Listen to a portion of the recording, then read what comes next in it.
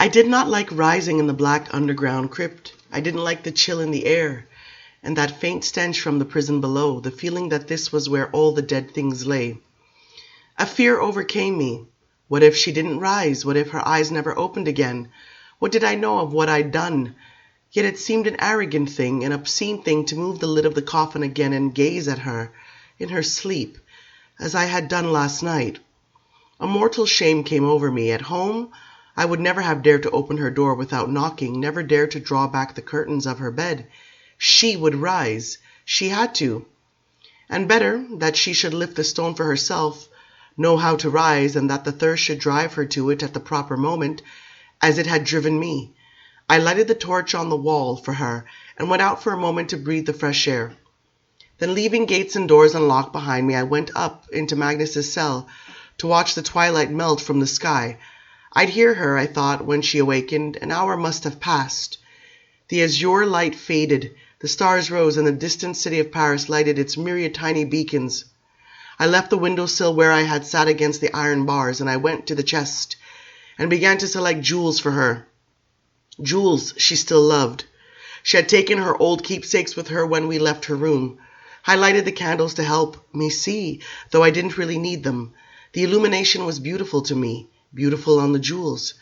And I found very delicate and lovely things for her, pearl-studded pins that she might wear, and the lapels of her mannish little coat, and rings that would look masculine on her small hands if that was what she wanted. I listened now and then for her, and this chill would clutch my heart. What if she did not rise? What if there had been only that one night for her? Horror thudding in me, and the sea of jewels in the chest, the candlelight dancing in the faceted stones, the gold settings, it meant nothing, but I didn't hear her.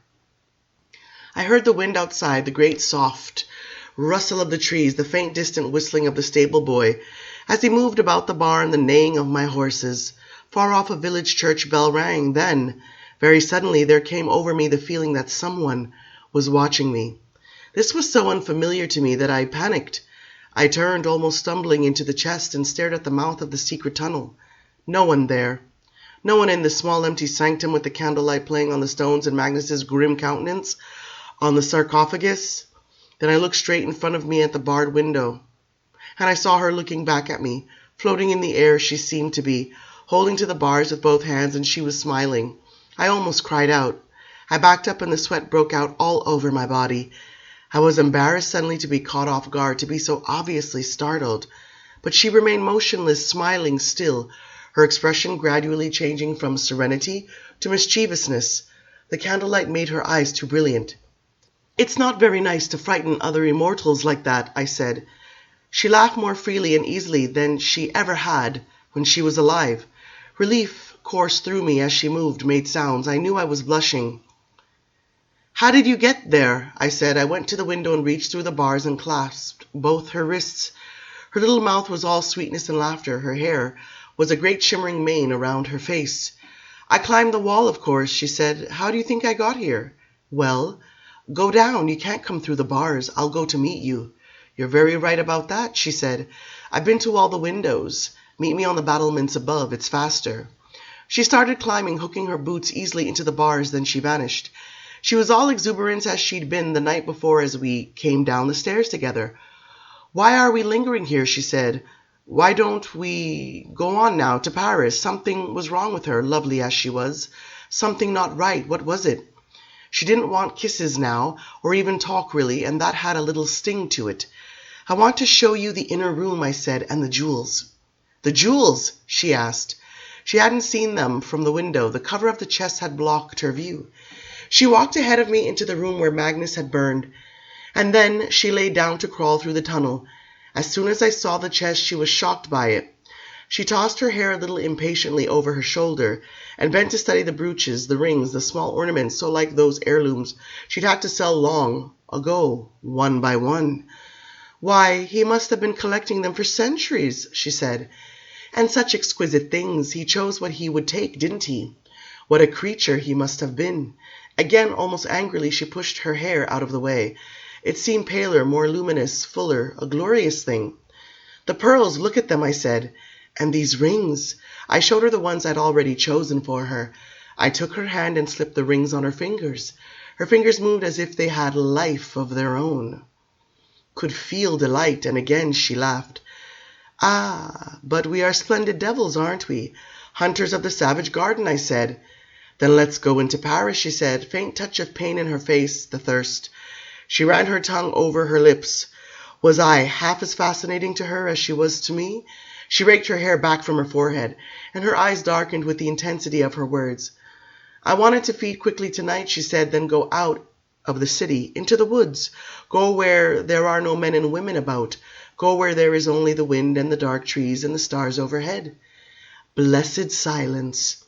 She went to the window again. Her back was narrow and straight, and her hands at her sides alive with the jeweled rings, and coming as they did out of the thick cuffs of the man's coat. Her hands looked all the more slender and exquisite. She must have been looking at the high, dim clouds, the stars that burned through the purple layer of evening mist. I have to go to Roger, I said under my breath. I have to take care of Nicky. Tell them some lie about what's happened to you. She turned, and her face looked small and cold suddenly, the way it could at home when she was disapproving. But she'd never really look that way again. Why tell them anything about me, she asked. Why ever even bother with them again? I was shocked by this, but it wasn't a complete surprise to me. Perhaps I'd been waiting for it. Perhaps I'd sensed it in her all along. The unspoken questions. I wanted to say Nicky sat by your bed when you were dying. Does that mean nothing? But how sentimental, how mortal that sounded, how positively foolish, yet it wasn't foolish. I don't mean to judge you, she said. She folded her arms and leaned against the window. I simply don't understand. Why did you write to us? Why did you send us all the gifts? Why didn't you take this white fire from the moon and go where you wanted with it? But where should I want to go? I said. Away from all those I'd known and loved. I did not want to stop thinking of you, of Nicky, even of my father and my brothers. I did what I wanted, I said. Then conscience played no role in it. If you follow your conscience, you do what you want, I said. But it was simpler than that. I wanted you to have the wealth I gave you. I wanted you to be happy. She reflected for a long time.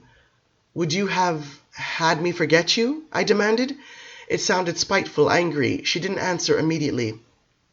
No, of course not, she said. And had it been the other way around, I would never have forgotten you either, I'm sure of it. But the rest of them, I don't give a damn about them. I shall never exchange words with them again. I shall never lay eyes on them. I nodded. But I hated what she was saying. She frightened me. I cannot overcome this notion that I've died, she said, that I am utterly cut off from all living creatures. I can taste, I can see, I can feel, I can drink blood, but I am like something that cannot be seen, cannot affect things. It's not so, I said. And how long do you think it will sustain you, feeling and seeing and touching and tasting? If there is no love, no one with you, the same uncomprehending expression. Oh, why do I bother to tell you this, I said. I'm with you, we're together. You don't know what it was like when I was alone. You can't imagine it. I trouble you and I don't mean to, she said. Tell them what you will. Maybe you can somehow make up a palatable story. I don't know.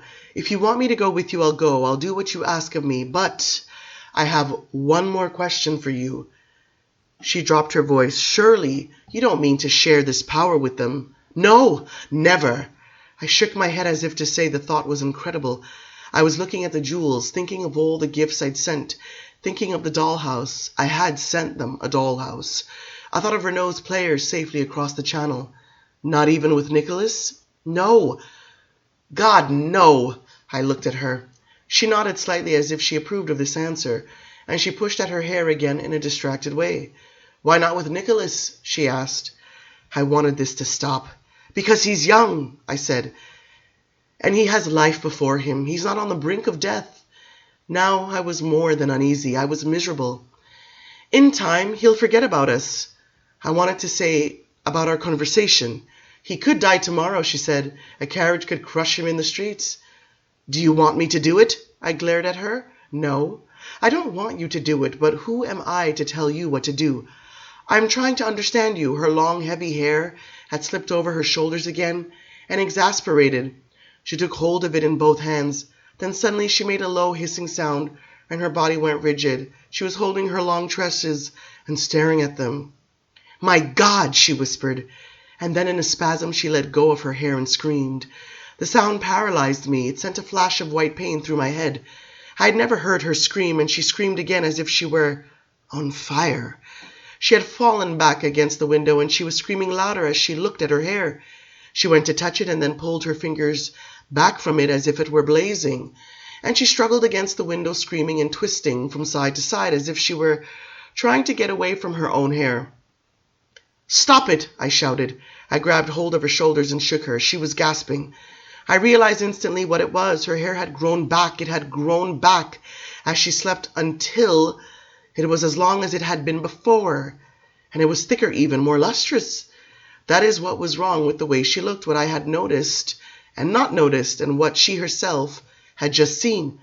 Stop it now!" I shouted louder, her body shaking so violently I could hardly keep her in my arms. "It's grown back, that's all," I insisted. "It's natural to you, don't you see? It's nothing." She was choking, trying to calm herself, touching it and then screaming as if her fingertips were blistered.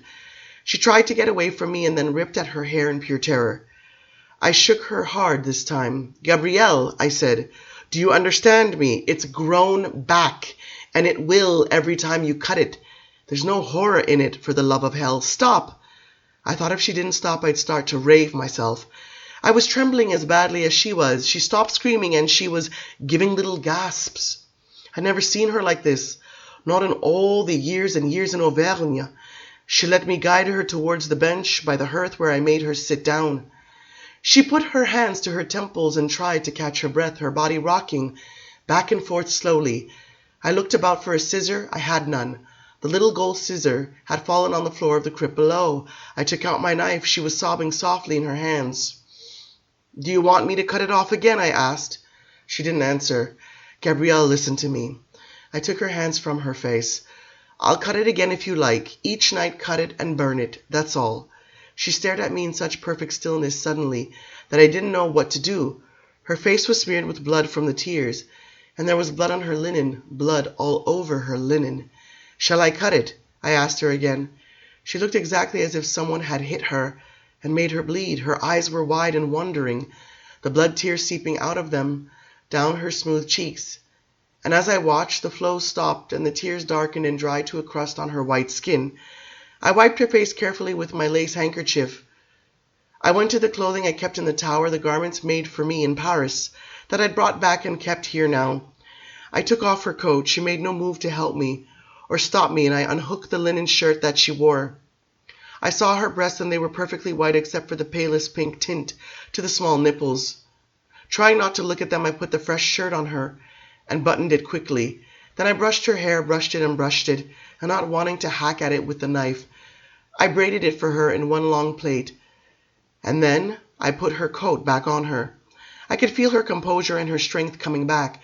She didn't seem ashamed of what had happened, and I didn't want her to be.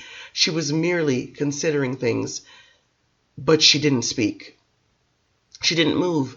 I started talking to her. "When I was little, you used to tell me about all the places you'd been. You showed me pictures of Naples and Venice, remember? Those old books. And you had things, little keepsakes from London and St. Petersburg. All the places you'd seen." She didn't answer. "I want us to go to all those places. I want to see them now. I want to see them and live in them. I want to go farther even, places I never dreamed of seeing when I was alive." Something changed in her face. "Did you know it would grow back?" she asked in a whisper. "No. Yes. I didn't think. I should have known it would do that." For a long time she stared at me again in the same stillness, listless fashion. "Does nothing about it all ever frighten you?" she asked. Her voice was guttural and unfamiliar. "Does nothing ever stop you?" she asked. Her mouth was open and perfect and looked like a human mouth. "I don't know," I whispered helplessly. "I don't see the point," I said. But I felt confused now. Again I told her to cut it each night and to burn it. Simple. "Yes, burn it," she sighed. "Otherwise it should fill all the rooms of the tower in time, shouldn't it? It would be like Rapunzel's hair in the fairy tale. It would be like the gold that the miller's daughter had to spin from straw in the fairy tale of the mean dwarf Rumpelstiltskin. We write our own fairy tales, my love." I said. The lesson in this is that nothing can destroy what you are now.